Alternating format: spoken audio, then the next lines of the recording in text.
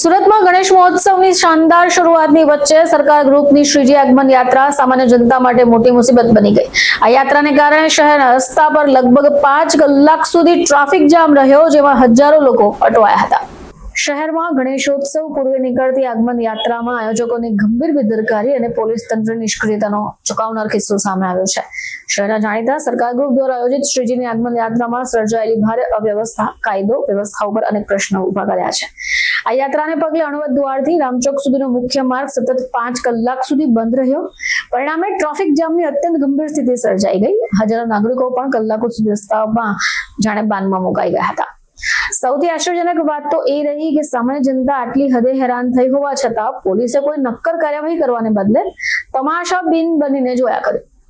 આયોજનના સદંતર અભાવ, યાત્રામાં ભારે ભીડ વચ્ચે ભાગદોડના દ્રશ્યો પણ જોવા મળ્યા। જોકે કોઈ દુર્ઘટના નથી ઘટી, પરંતુ જો આ ભાગદોડમાં કોઈનો જીવ ગયો હોત તો જવાબદાર કોણ? હવે એક ગંભીર પ્રશ્ન છે।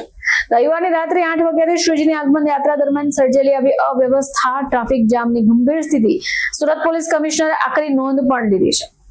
સોશિયલ મીડિયા ઉપર વાયરલ થયા વિડીયોમાં ભયંકર ભાગદોડ, હજારો નાગરિકોને પડેલી હાલાકી રીતસર આંખે ઓડીને વળગી હતી। બ્યુરો રિપોર્ટ, ચેનલ આઈ વિટનેસ, સુરત।